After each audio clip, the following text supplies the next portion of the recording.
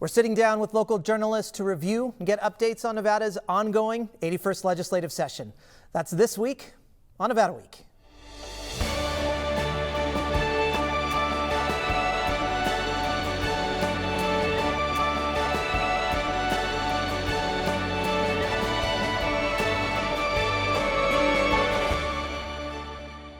Support for Nevada Week is provided by Senator William H. Hernstadt and additional supporting sponsors.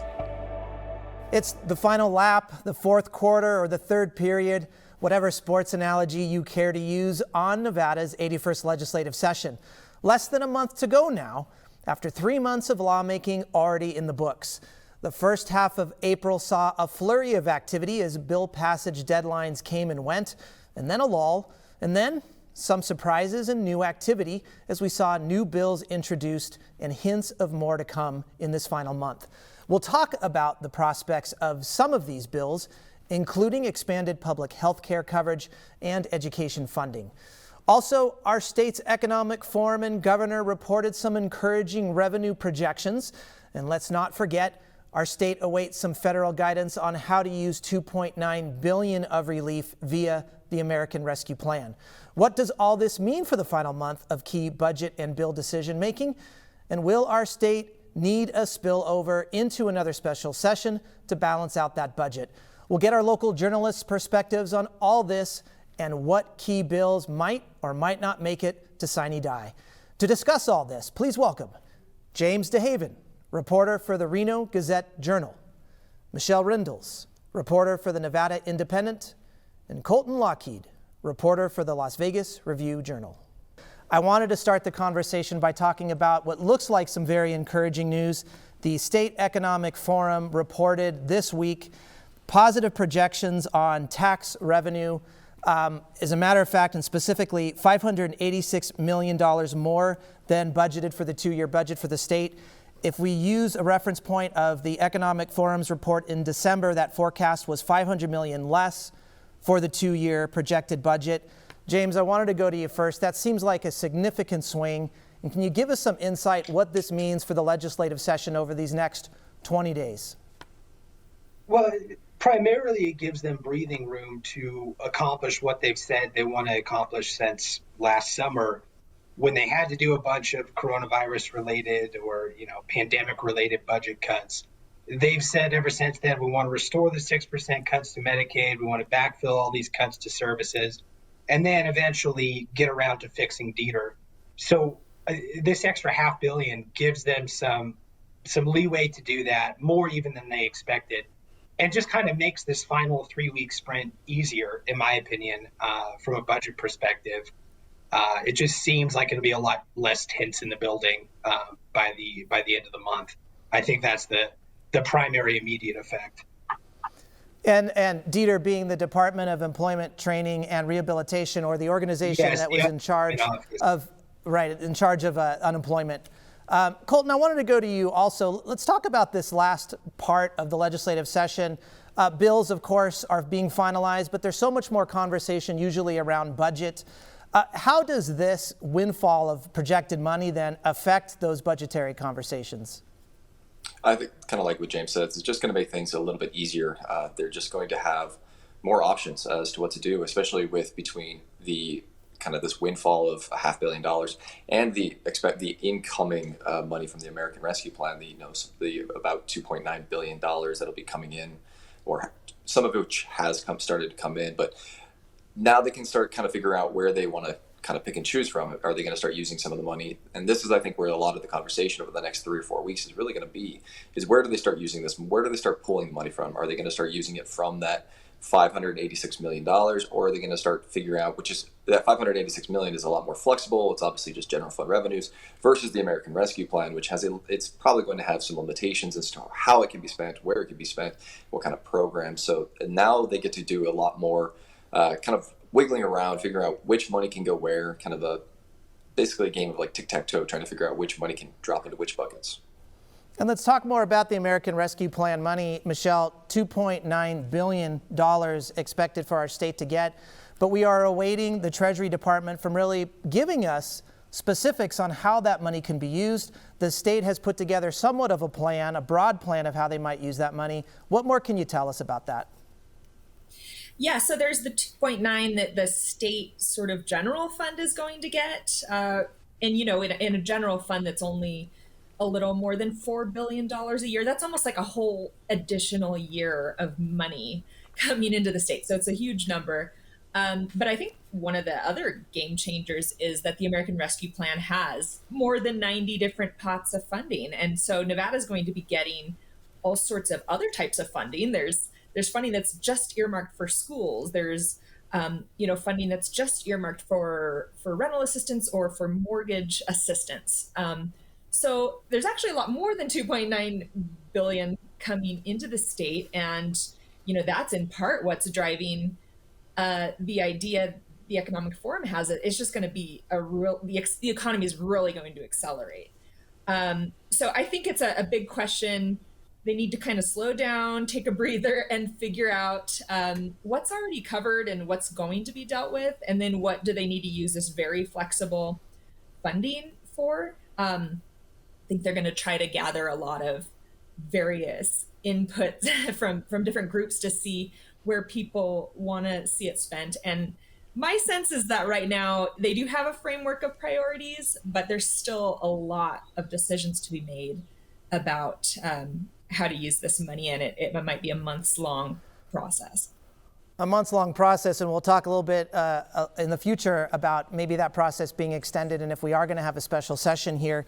The governor, as you mentioned, has already talked about these pet projects that come across when we're talking about budget and some flexibility, as Colton had mentioned, something that might or might not be part of the discussion. James, I wanted to go to you. Senator Ben Kekeffer had said, and this was prior to the American Rescue Plan money being finalized, but he said, the federal government is going to send us billions of dollars to fix a $500 million problem.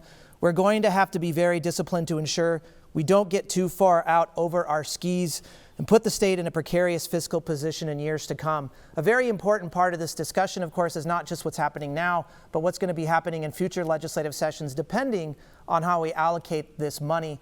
Can you give us some perspective on the Republican side here, what they're saying about use and allocation of some of this money? Yeah, that's an interesting quote from Senator Kekeffer, because in many ways it echoes what the governor was saying yesterday. It seemed to me he was urging caution, and that people take that the legislature, namely, take a long-term approach to spending this money, because it may be more federal money than we're ever liable to get. Hopefully it is, because, it will require a much larger disaster to get more money than this. So I think the sense on both sides of the aisle is proceed cautiously, do what we said we were going to do as far as backfilling cuts, then we'll figure out what to do with the rest of this money. And that's where you're going to wind up probably having a long summer, as you mentioned a minute ago, as far as special sessions and whatnot. But yeah, it is interesting, the parallels, the bipartisan parallels, I guess, in the approach to this windfall. And Colton, I wanted to come to you. One thing about the Economic Forum's forecast that was interesting and maybe a little surprising is positives across all tax revenue except real property transfer tax look like it was leveled out or maybe decreased a little bit. It might be surprising given where our real estate market is right now. Any word from legislation at all? Are they finding this a surprise? Is this working into any conversations around housing or the potential eviction crisis we see before us? I'm not really sure that the real property transfer tax is factoring into the talks of the evictions or really the housing market. It's been, I think the housing market has really helped buoy, I think, the market, some of the taxes this time.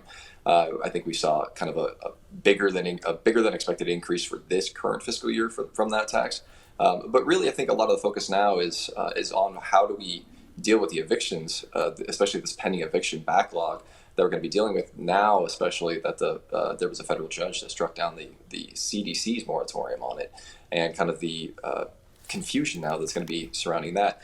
There was a bill from Assemblywoman Selena Torres that was going to outright ban summer evictions, and then that was turned into a study earlier this session. And there's a few other ones that deal with some more smaller tweaks to the to the eviction process. I think Assemblyman Howard Watts has the bill that would kind of require more time for depending on how long you've been in a unit. So those are, I think that's really where the conversation on the housing, especially the rental, the renters and tenant protections are really starting to steer towards how do we deal with the evictions now, which seems like it's going to become maybe an accelerated problem even faster than we thought. Michelle, I want to get your perspective on this too. There has been talk of additional eviction bills coming forward. And again, now we've got this windfall of money, a lot of money that could maybe be allocated for relief, more relief for rental assistance. Can you talk a little bit about that? What are you hearing from legislators right now? Well, I think they have so much money from the rental assistance. I think the number that Treasurer Zach Conine gave yesterday was something around $360 million in rental assistance. Clark County has been running their rental assistance program for almost a year, and they've only been able to get out less than $100 million into the ground. So you're looking at, we only have potentially 2 more months left of this eviction moratorium before we're starting to see a lot of people getting booted from their homes. And yet we're only able to approve, the pace they're at right now is 1,500 applications a month. So it's just, it's well behind what they thought they would be at right now. It's a logistical issue.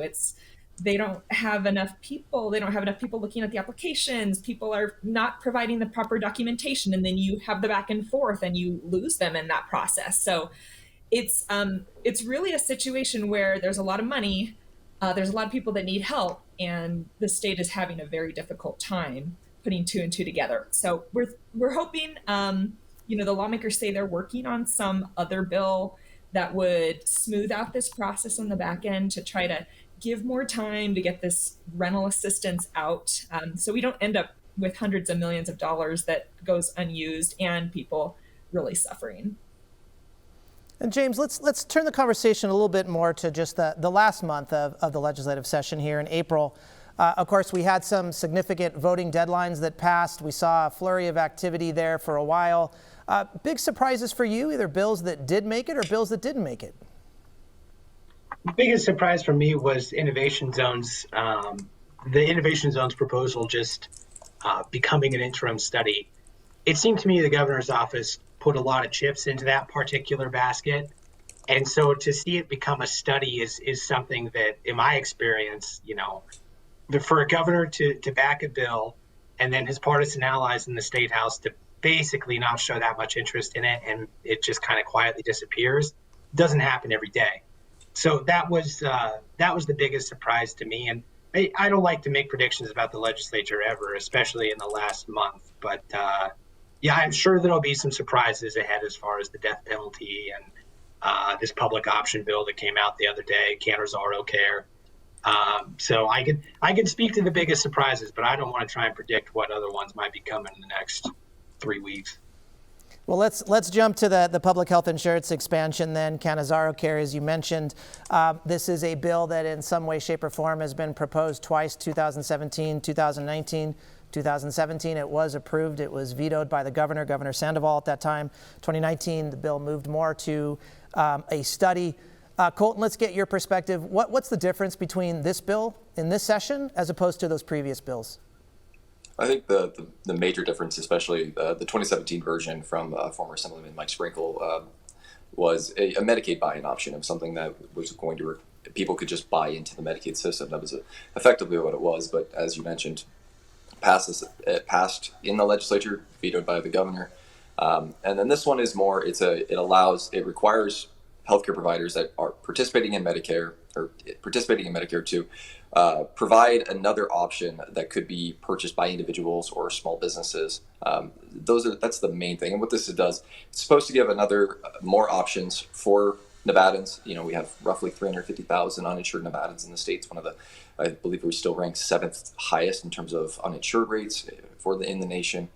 So it's supposed to be a way to provide more health insurance, more options, and hopefully, in their hopes, provide a more affordable option down the line as more options come online. Republicans have been opposed to this type of bill in the past, saying exactly that it might not actually make a big mark on providing insurance for those 350,000 that are uninsured. What are Republicans saying now about this bill? I don't really know offhand. In the past, they've been staunchly opposed to anything that even resembles a public option. And I think that's what you're seeing broadly in the argument over this bill. It's not a traditional public option like we used to recall when they would talk about a fully state subsidized alternative to a private health insurance thing. It's not that. So I think Republicans are in a tricky spot of opposing something that, had it been coming from their side, maybe they wouldn't be, so upset about. Or, you know what I mean? I think that's why they've been quiet about it. So Michelle, let's come back to you. Let's talk about the death penalty bill, AB 395. There have been some hints. There could be amendments. There could be a watered-down version is how it's been reported. Give us an update on that bill. Yeah, that bill is still in purgatory right now. We're waiting to see if the chair of the Senate Judiciary Committee will, hold a hearing for it in the Senate. Of course, Melanie Scheibel, chair of the Judiciary Committee over there, is a prosecutor. So is Nicole Cannizzaro, Senate Majority Leader. So there's some, thought that there's resistance to that because the prosecutors are not in favor of it in general. We're waiting to see if there's going to be talk between the bill sponsor and the governor about a potential way to make it palatable for the governor. He hasn't shown his cards much since last week on this issue. We know he thinks there should be a death penalty in the cases of very extreme situations, but he's also not wanted to speak too much on it and commit himself, I think, publicly to anything in particular. So, I think we've got another week, and we'll see what exactly happens with a hearing to this bill. Yeah, it's interesting how the influence or lack thereof all seems to be, non-committal, so to speak. And I know also Congresswoman Titus has also given her support of ending the death penalty, but hasn't gone as far to support this bill itself. Colton, I wanted to go to you just with these different dynamics here, and we're talking about bill influence, really. You've got the governor that is somewhat opposed, not all the way opposed. We have some of our federal leadership that's kind of weighing in. And then, of course, we have this dynamic, as Michelle mentioned, District Attorney's Office and District Attorney Wolfson being vehemently opposed to ending the death penalty. How does this all work, and what kind of influence does this have on legislators making a decision here? It kind of all starts and stops with what the governor says. If the governor says, if the governor signals that he's he's opposed to a bill, specifically like this, it kind of puts a big mark on that bill. And they need to, if lawmakers really want to get it passed and get him to sign it, they're going to have to make some sort of a change to it. I remember in 2017, something similar happened with cannabis lounges back then. Senator Segerblum was kind of pushing something through, trying to push that bill through. Sandoval said, "I don't like it." That bill died. Kind of seeing a similar thing now with the death penalty happening here. Governor gave a comment basically saying, responding to a question saying, I'm not, I'm opposed to it in most situations, but, wanted to leave a carve out for, I think he described them as like the most extreme circumstances. And so I think that's a really interesting dynamic. And how do you abolish something but not fully abolish it? And I think that's the big question here for lawmakers is how do they navigate this? And you mentioned the influence and kind of the differing influences. Well, the governor is he's got the the veto pen effectively. He's got the power of that veto. When you see other notable Democrats, specifically Clark County District Attorney Steve Wolfson, testifying in person, advocating to keep the death penalty, and at the same time is moving a process to execute a person convicted of mass murder 20-something years ago.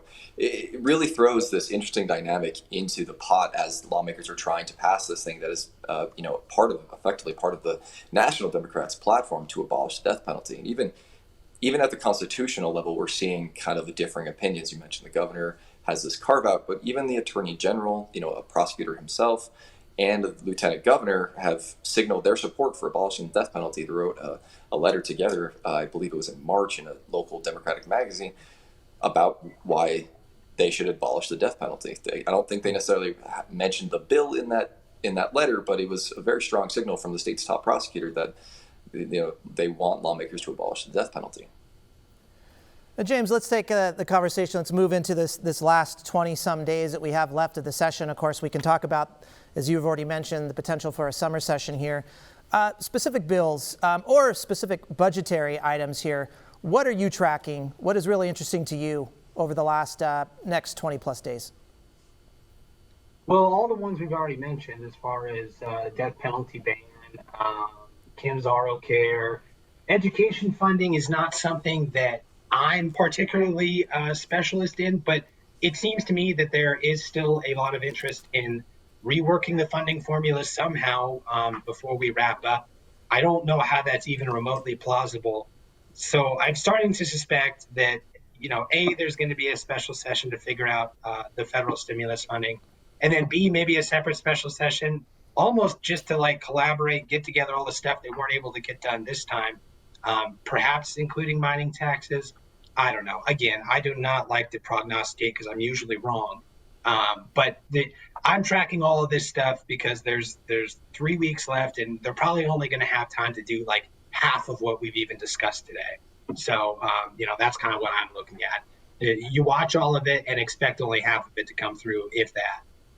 Well, let's talk specifically about education funding. And Michelle, let's go to you. First off, the Nevada Commission on School Funding did report recently $2 to $3 billion of an investment over a decade to get us to per pupil averages with the national level here.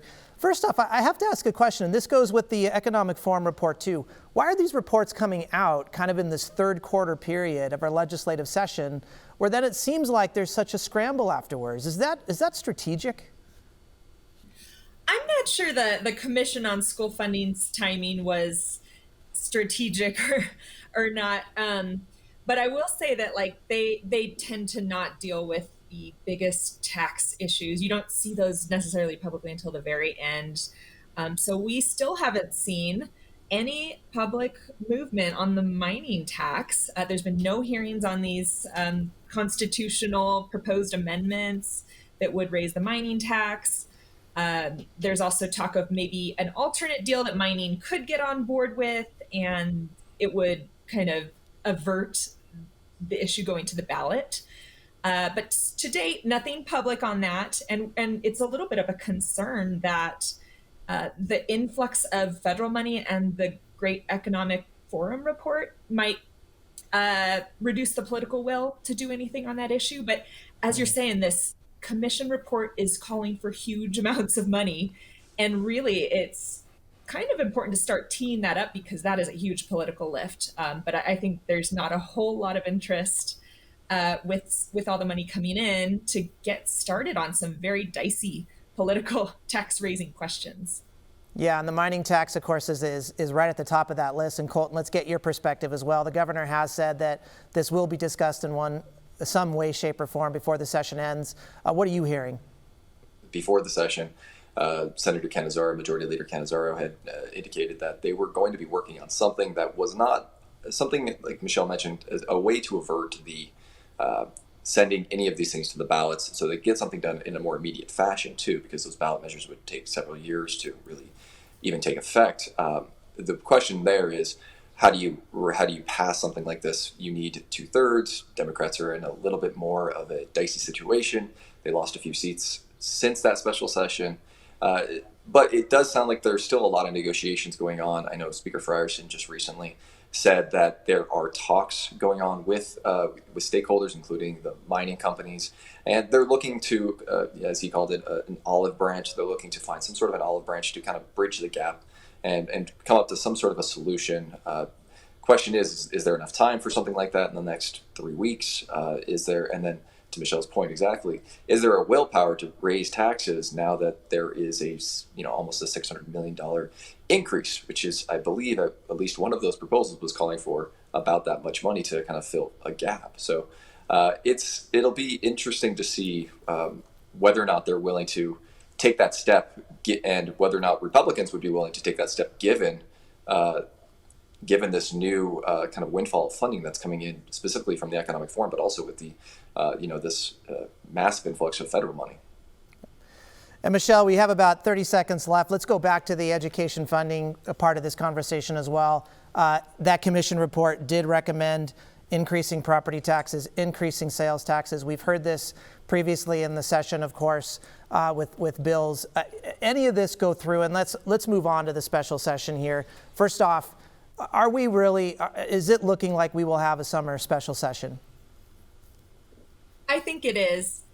I think they're really going to have a lot of work to do, not just with the budget and dealing with the ARP money, but also they're going to have to do something later in the year for redistricting. So I'm sure we're in for some time in the summer here in Carson City. And do you think in that special session we could potentially be talking about property tax, sales tax increases? There is a pretty strong signal that they don't want to get into that right now, and they want to do a big effort to try to get input and maybe find some sort of consensus plan. And to me, that sounds like something that's going to take years and not weeks. So if I had to guess, I would say they're probably not going to take up that heavy lift in a special session. Thank you, as always, for joining us this week on Nevada Week. Now, for any of the resources discussed on this show, please visit our website at vegaspbs.org/Nevada-Week. You can also find us on social media at Nevada Week. Thanks again, and we'll see you next week.